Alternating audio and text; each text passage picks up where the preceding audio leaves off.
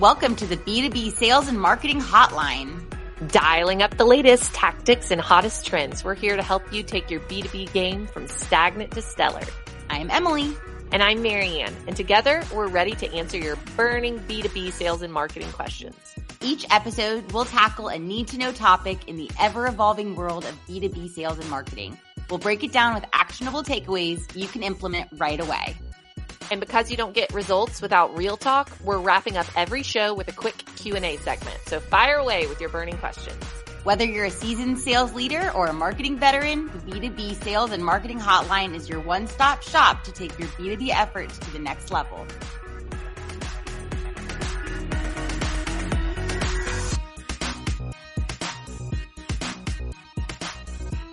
Okay, we're back for another episode. Hi, Maryanne. Hi, Emily. How are you? Good. Glad to be here. Excited for another episode. Yes. Today we are going to talk all about reporting, HubSpot reporting. And although the topic of reporting, on its own might not sound the most riveting, exciting, riveting perhaps, I do think that reporting is one of the main reasons why people purchase a CRM. I think that having the information, or a marketing tool or whatever, I think having the information in different places is fine, but it's really the reporting that brings it all together. So I'm excited to have this conversation and talk through how to master HubSpot reporting and have actionable insights based on HubSpot reports. Awesome. I love it. Let's get into it. All right, let's do it. So first, I want to talk through HubSpot's reporting capabilities and just understanding them. And the first thing I'll throw out, and then I'll let you kind of, take it too, Sure. is just understanding the concept between having a pre-built report and a custom report. So within HubSpot, you can go into the reporting tool and find tons of pre-built reports that you can just go ahead and plop on a dashboard. They're like thousands. Thousands. There's so many. Yeah. So you can easily go and just pull some reports and start building out some dashboards for yourself.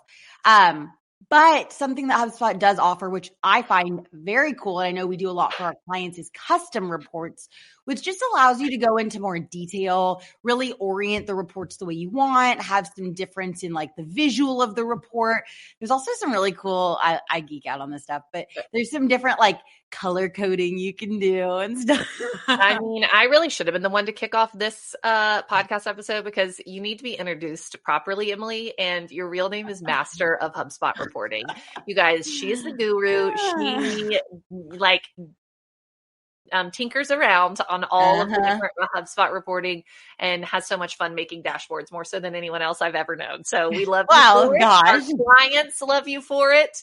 And it is a wonderful thing. But yes, I mean, the difference between the default report, it's not default reporting. It's just like pre-built reports in HubSpot and custom reporting. I kind of feel like if you're listening to this and you don't know that difference, don't try to get into custom reporting because it can get really dicey really fast. And HubSpot builds so many reports for you that you can use that unless you have something really specific that you need or are working with an agency to help you build out more custom reports, like it can get complicated to build those unless you have Emily on your side. I mean, one of the really cool things about reporting in general, and something that I think reporting does really well, is when you're combining sales and marketing or comparing like where sales is to where you want them to be. It's almost like a comparison. That's where I find the most value in a report. So an example of like a report that you might want to build if you're doing, marketing efforts, you might want to have a report that shows you how many leads are being brought in from your marketing efforts. And then in that same report, or maybe another report, you show how many of those have actually turned into sales, closed deals. So you're tracking the marketing efforts against the sales efforts, the CRM efforts, and then pulling an actual deal revenue to attribute back to the marketing effort. So it's really tying it all together. And that's the benefit of HubSpot specifically too, right? And HubSpot reporting, because you might already have all these reports in whatever platform you're using for sales and whatever other platform you're using for marketing. Yeah. Something we see all the time is people really, their tech stack so spread out. And a benefit of HubSpot is that it all lives in one place, but the biggest benefit is reporting all coming together, right? And being able to pull from sales and marketing and even service and how it all comes together in one place. And even if you aren't, and I agree, and it's the beauty of HubSpot, you could just buy HubSpot and nothing else. But even if you have Zoho or Salesforce or anything else for your CRM, don't feel discouraged by that. You could still get integrate Hub in HubSpot and integrate the two. So you can still build these reports and dashboards showing that marketing attribution and all of the sales numbers and everything you need within HubSpot. One thing I do want to talk about is actionable dashboards. I know over the years we've created a lot of really cool dashboards. So I want to talk through some examples of dashboards that you, the listener, might want to consider building and thinking about. Okay, I love it, Emily. That's a good thing to share. Like, share with us some of the dashboards that you've built for clients that they find most helpful and useful. Yeah. So there's some like creative ones that I've seen over the years. And then there's also some just like staples that I think like every business should have. I would say leadership needs to have a dashboard that shows all of the sales numbers at a glance. So you can see easily where each seller is, maybe in a bar graph. You can see how many proposals are presented across the team. And then I would say you also need to have one for a seller, right? So like I, Emily, as the seller at your company, could go to my dashboard and see exactly how many proposals I'm expected to hit and how many I've presented. It gives me like a very clear picture of my numbers. And then I would also say a marketing dashboard. So whoever is doing your marketing, running your marketing, that would be like a staple dashboard where you want to make sure that you have the numbers of, emails that have gone out, how many clicks and opens and all of the things driving into a dashboard. But I've seen some really creative ones too. So in addition to having kind of those staples, I would say make sure to have some kind of a data hygiene dashboard that shows you how, you could see in this dashboard every single contact in your CRM that doesn't have an owner or hasn't been followed up on in 90 days or more. Great idea. Yeah, like having a data hygiene place to look. Okay. I will say, should I give away one of our secrets of success? If you guys are listening to this, we'll give you a secret of success. I think that a mistake people make when they start to build dashboards is say, oh, that's a cool report. I'll put that on my dashboard. Ooh, that one looks nice. I'll put that on my dashboard. Yeah, I think I want to know this. I'll put that on my dashboard. And they look at the reports and they drag them to their dashboards. And the way that we do it, here's the secret for you, that the way that we think works better, the way that Lead G2 does this is we say, what questions do you want answered and want to know every day or every week? What questions do you have? Who on my sales team has presented the most proposals this week? Who on my sales team has XYZ? How many proposals have been presented? How many meetings have been had this week? Where are we with, asking questions, whether they're related directly to your sales team, related to marketing, related to anything that you want.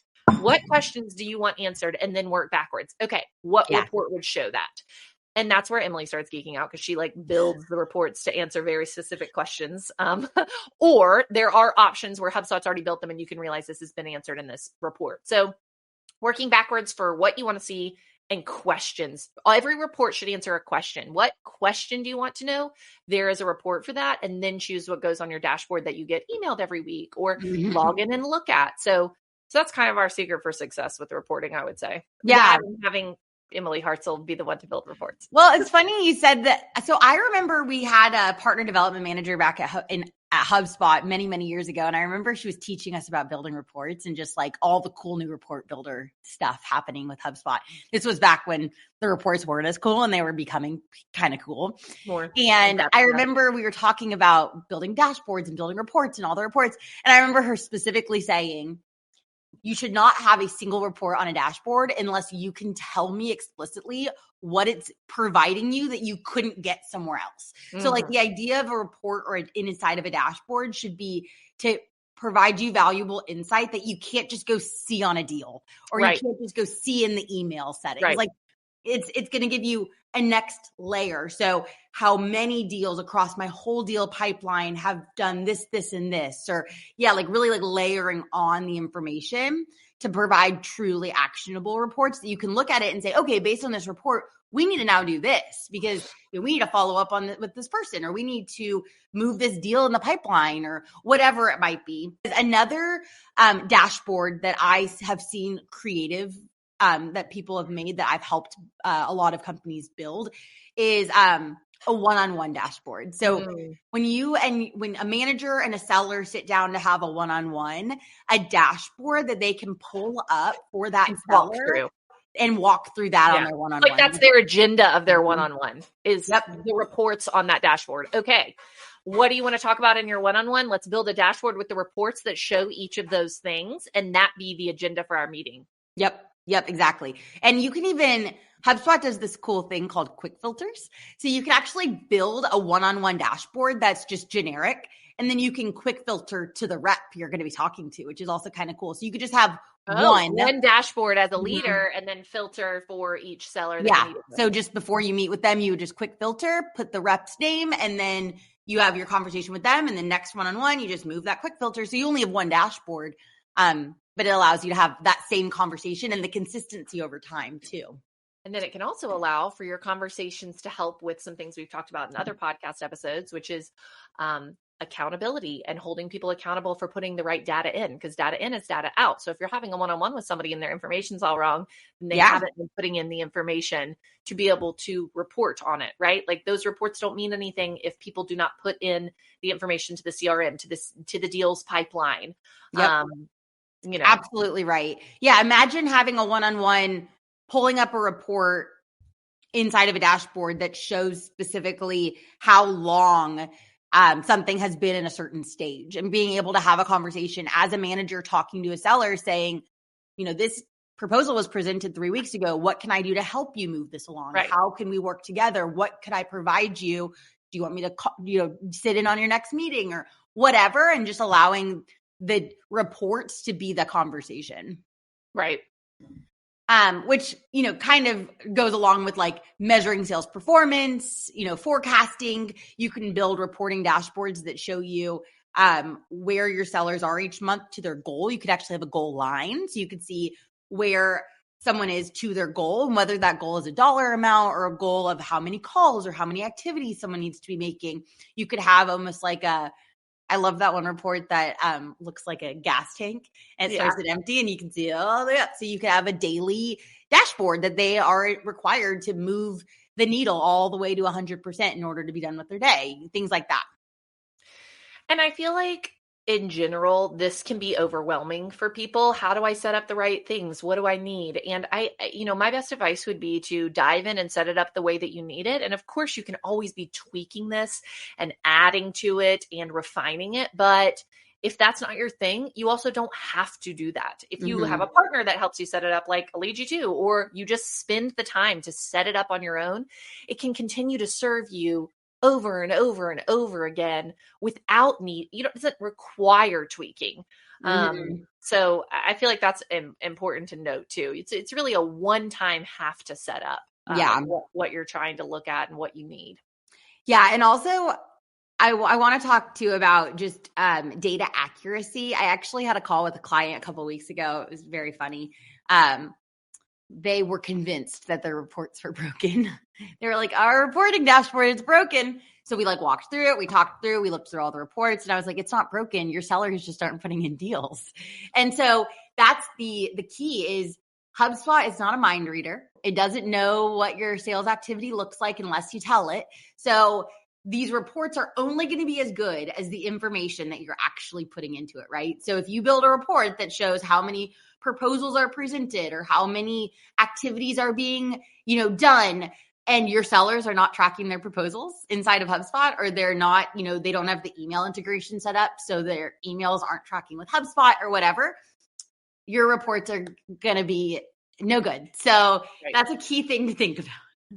And marketing doesn't have as much of that problem, because a lot of the marketing reports that you can see in HubSpot are how many people are opening marketing emails, how many people are clicking on them, how many people are visiting the website after opening an email. There's a lot of things that are just measured without necessarily manual input of information. So we're really focusing on the sales side, but there's a lot of marketing and service that can also be measured in HubSpot's reporting and on dashboards that don't necessarily require that. Yes, absolutely. Okay, I want to talk about a couple of just like real world success stories or things that we've experienced with reporting in terms of, just like our clients seeing success with reports. I will share one that comes to mind first. I have for a couple of my clients a KPI dashboard that just shows the monthly KPIs that I track for both marketing and sales. Lead G2 does a lot of inbound marketing, and to prove our worth, I have these KPI dashboards that show how many leads were generated and then how we've helped sales go through the pipeline and actually close these deals. So I've created a KPI dashboard that shows all of that information, and we've actually been able to uncover a lot of missed deals in the past before I even made this dashboard because, if you're doing everything very manually, you may miss something. Like, let's say a lead gets passed to a seller and then a deal gets opened, but that deal closes, it goes to close lost. It didn't work. But then a year later, you continue marketing to them, and then this deal comes back into the pipeline. Well, now it's not like that immediate connection to the original lead, but when creating this type of KPI dashboard that pulls in all leads ever and every deal ever associated to them, we've been able to uncover a lot of leads that were actually come through inbound and that have now turned into closed revenue. So kind of for the marketing folks out there, make sure to have that type of a dashboard that's tracking all closed deals over time, because just because they close one deal doesn't mean they won't get a renewal or upsell or whatever. Right.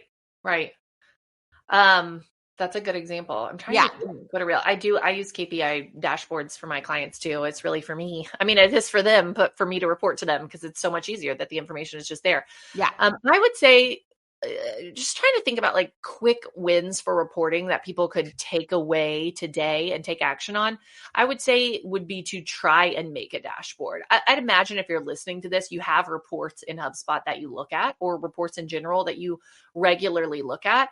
And I think that building a dashboard can be kind of intimidating, but just take the 3 reports you look at the most and put them in one place. Drag and drop them onto a dashboard where you can see all 3 in one place.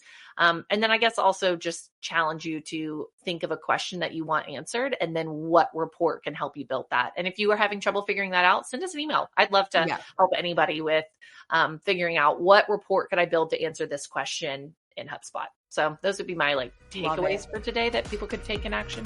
I love it. Those are great actions. Should we do some questions? Let's do some questions. Got a couple good ones.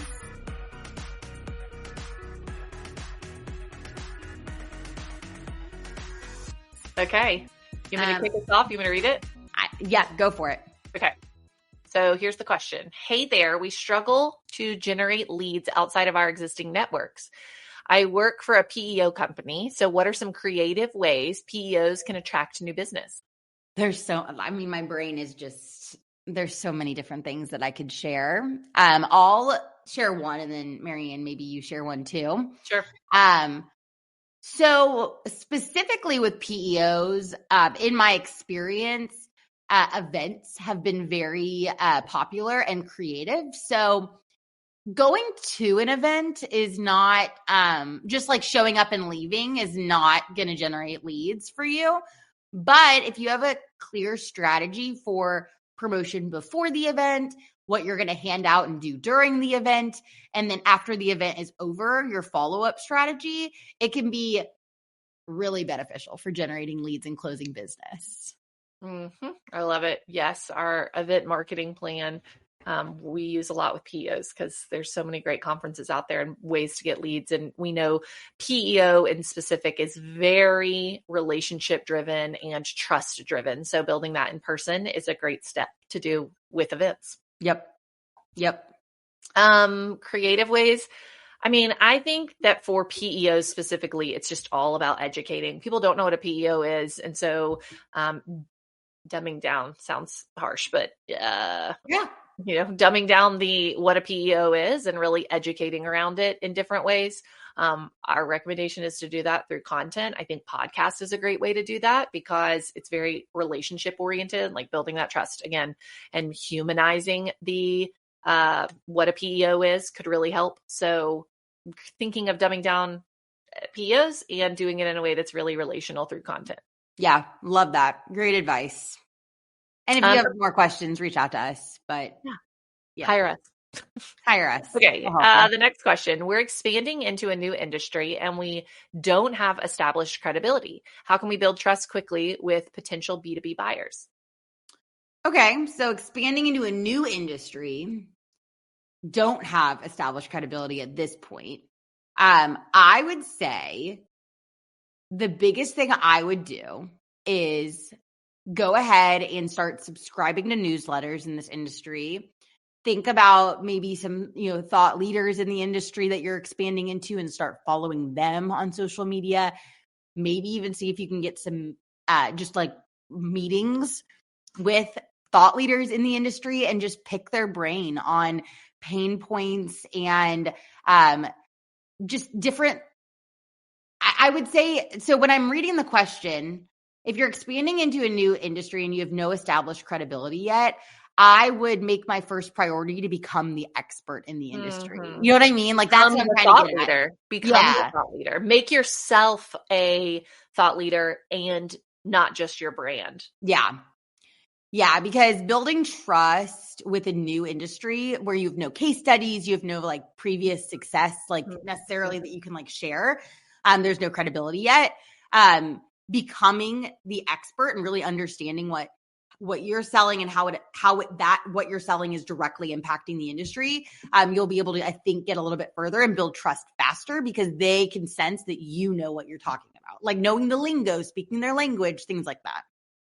Also, I wonder, without the specifics, it's hard to say, but I wonder if you could translate some of your past successes to that industry. Like, is there a way to translate that? Can you share with this new industry you're expanding to other successes and explain how it translates? I don't know. Yeah, no, that's a good idea. We would want more detail on this. I know I need more detail to totally answer the question, but I think that helps maybe to give some starting. Okay, cool. Well, this has been fun. Glad to talk about reporting and dashboards with everyone. Hopefully it wasn't, it was more exciting than you even anticipated it would be. Follow us on anywhere that you listen to your podcasts. Connect with us on LinkedIn. We'll have all of the links after this in the show notes. And it's been great chatting with you, Maryanne. As always. See you next time, Emily. Okay. Bye. Bye.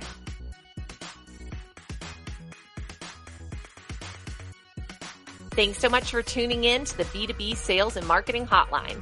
Don't forget to follow us wherever you listen to podcasts so that you never miss an episode. And if you've got a question for us, head to the show notes and let us know what's on your mind. And visit our website, leadg2.com, where you can find even more helpful B2B sales and marketing resources.